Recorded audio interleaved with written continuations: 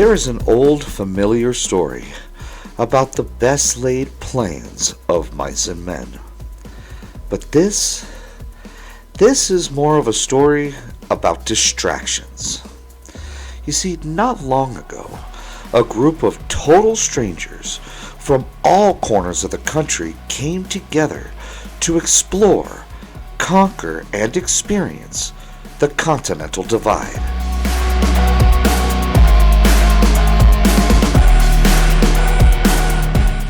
It was a well-planned adventure, laid out over 7 days to pick up where Chris and I had left off just a few months prior. However, between side adventures, major mechanical failures, and of course, Mother Nature, we easily became distracted and lost in the never-ending wonder that fills this part of the Rocky Mountains.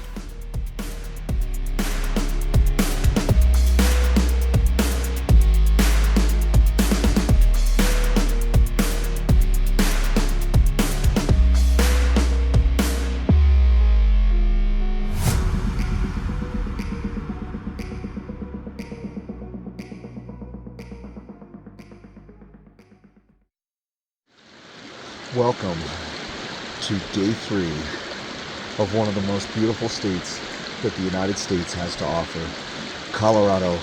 I tell you, if I could spend an entire month up here, I absolutely would. Our campsite last night, down here by the stream of the runoff on the mountain, we're about 11,000 feet up, so the air's a little thin, but it was private, quiet. I think we only had to deal with one bear last night. Actually, it wasn't too bad, so absolutely gorgeous scenery. But the good news is we should be hooking up with my brother Chris today.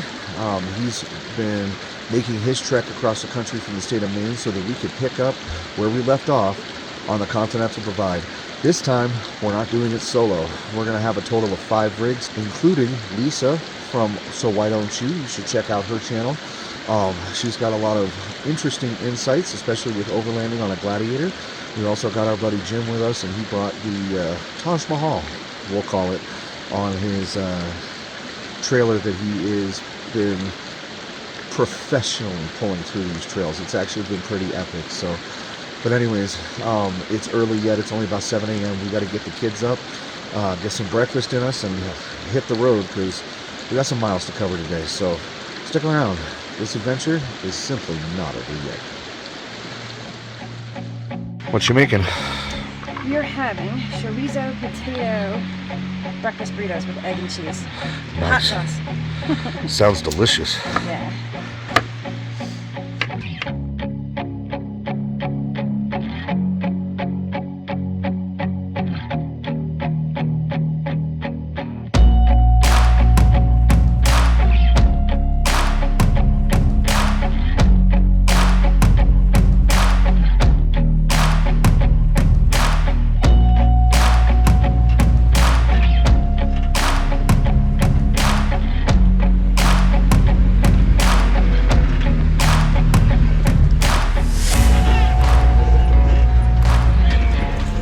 Once far enough down the mountain to have cell service once again, we found out that Chris was still about a day away.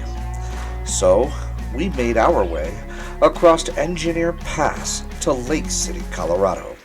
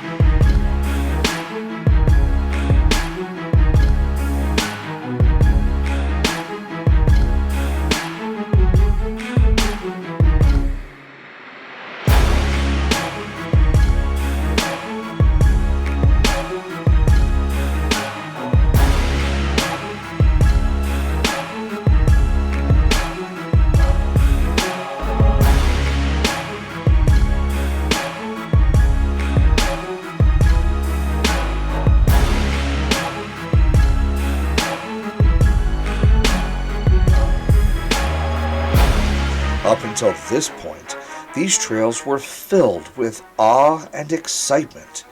However, Engineer Pass turned out to be far more technical than we had expected, especially with the 392 pulling the weight of a trailer.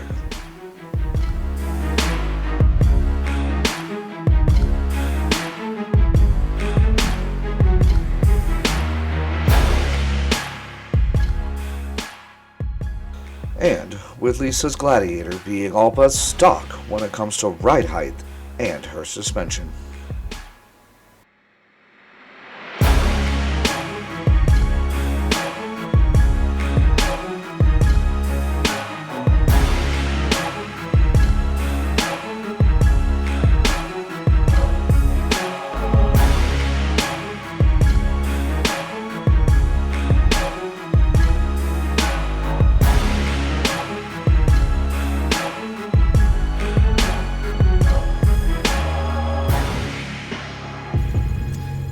Get up here, just keep going. We're gonna sit here and just follow behind you.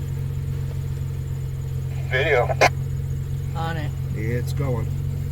I'm thinking JL pulls 392 uphill. This should go viral. No offense, Jim. We love you. No offense, Jim. I mean, we do love you, but this is cool.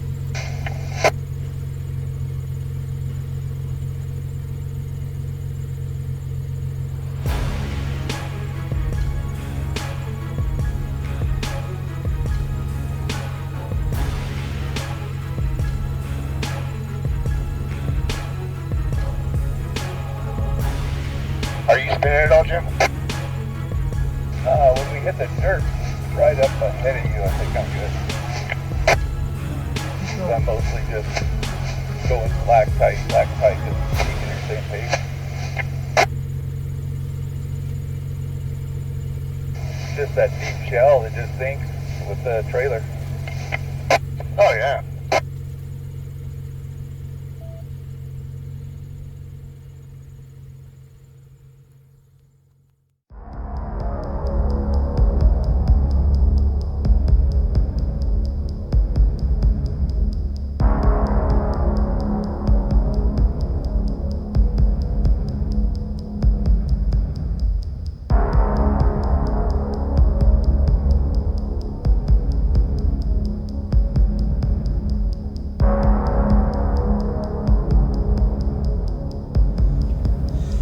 So after a long, rough day on Engineer Pass, as a group, we decided to find a warm place to stay.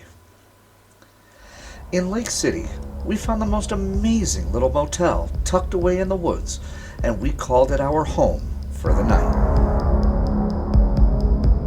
But despite the signage and the warnings from the owner, the next morning brought a bit of a surprise for us.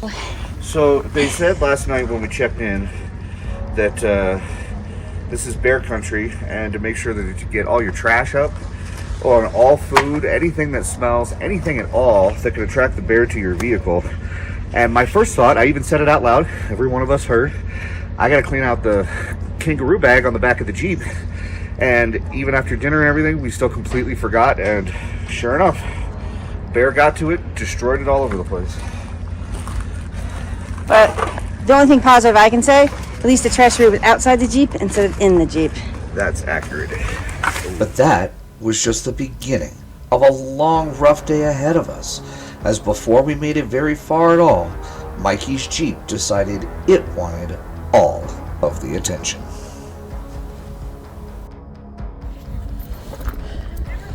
So, we wake up first thing this morning having to deal with a bear attack, and picking up trash and everything, which destroyed the trasheroo on the JK. And then we hit the road, and Mikey shredded his serpentine belt. So now we're in the middle of nowhere, and we've got to send somebody to town to go get a new serpentine belt for the JL. Hopefully we can get this thing back on the road so we can continue our adventure. But no worries, because we're driving the 392 to town. That's right. Mikey, what'd you do? Not happy. One of the first times. Like, this is definitely, No, I'm just glad this didn't happen on the trail. this is definitely Kodak moments. All the cameras are out. We've had bear experiences. We've had. Is that why we leave? Is to get all these different experiences? Yes. Yeah. Yep. Because this would never happen at home. No, it never in our happened at day-to-day home. life, this stuff doesn't happen. No way. Okay. Just want to confirm. Then we just called AAA. So to do this belt, what are you taking off? So in order to get down to the belt, I'm going to take the intake off, or at least the intake hose off, and then the other plastic stuff that's in the way. Yours would be an absolute bitch because you've got the diesel. Sorry. The diesel's tight. There's no room. Yeah, that's what I mean. No room at all, I noticed. Ready, Mike? Yes, sir. I'm glad I got the diesel for certain things, and, All right, AC's free, water pump's free, idler's free. That's an alternator, right? That's hot. That has got some serious fucking tension on it. He may be right. It may need an alternator. Should we have him grab one and we can just return it? That's what we told him. Oh, I sorry, I missed that conversation. Yeah. Sorry. Because if we put the belt on, it doesn't work. All right, so I love Jeeps. Don't get me wrong. But this is an absolutely insane design. Apparently, Chrysler felt it necessary to put 3 different idler pulleys on this belt system in order to route this belt. And it looks like the lower right-hand idler pulley just basically completely shredded. Bearings came out, and we shredded the belt. So at least it's easy to get to. I mean, they made this easy to get to, but 3 idler pulleys? Come on, Chrysler. That's a little ridiculous. Here we are in the middle of nowhere in Colorado. We've got, between us, we've got Verizon, T-Mobile, AT&T, and one other network. I forget which one it is. Nobody has service. But thanks to Lisa, we actually have Starlink, so we were able to connect to the internet via satellite and get a hold of the boys that went up to town to tell them what parts we need for the Jeep. I thought I'd never say this, but it's Starlink for the win on this one. So for those of you that are out overlanding in the middle of nowhere and enjoying yourselves, having that backup connection to the internet actually saved our butts today. So I would definitely make the investment. I think we're going to make the investment for sure. So this is what came off. That's what it's supposed to look like. This has been failing for a while. Is that what that squeak is? Oh yeah, that was definitely your squeak. But All I can say is a good thing this did not happen at the peak of Imogen Pass, man. That's all, you know, there's just no way. You said you got the taser, right? Probably shouldn't talk about that on video. Yes, I do. Which means that we can bypass Mopar Security Gateway. Yeah. Good. Then why don't you come up here and let's fire it up real quick before I finish putting the rest of the shit back together. You're going to throw a check engine light for a mass airflow. No, because mine's the lowest to the ground. I get a But big, we can clear the codes. towel. Yes, I can. That's kind of where I was going with that. Yep, go ahead. Fire in the hole!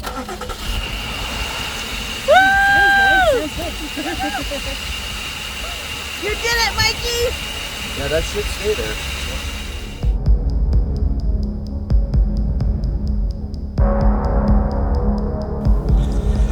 Although back on the road, most of the day was now spent.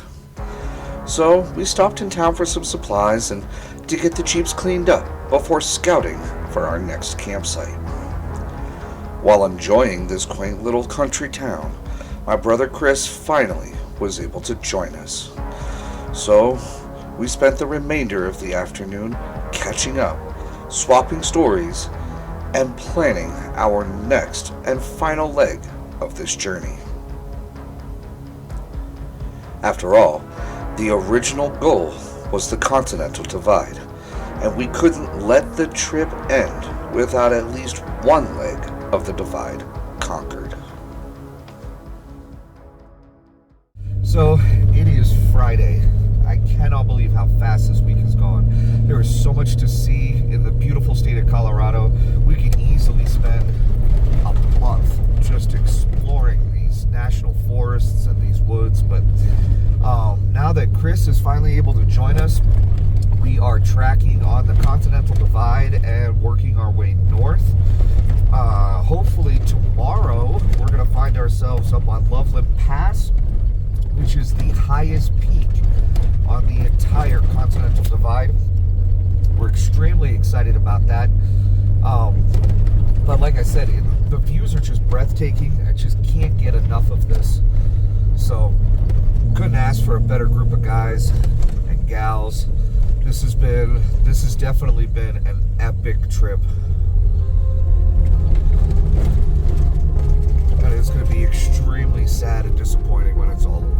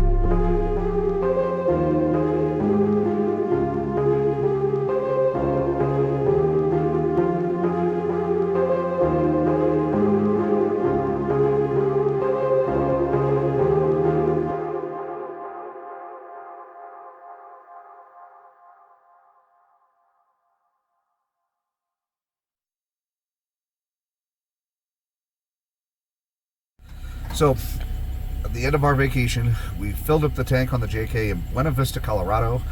My goal was to make it across the border into Utah so we could find a Maverick gas station that usually sells ethanol-free gas so we can get slightly better gas mileage. We get into Utah and it says that we've got 50 some odd miles to go before any services, and my gas light pops on. If you look at this needle, this is well below the E. Now, anybody who has ever owned a JK knows that you never want to push it quite this far. Now, according to Chrysler's build sheet, it's a 22.5 gallon tank. The most I have ever been able to put in this thing is 19 gallons, but I think we're going to get damn close today. Come on, let's go see how much gas this thing's actually going to take. All right, so look at that. Even though we pushed this thing well past our limit, 19 gallons of gas is still all it took. Damn, this tank's got a hell of a reserve. One of these days, I'm going to get her down to 22.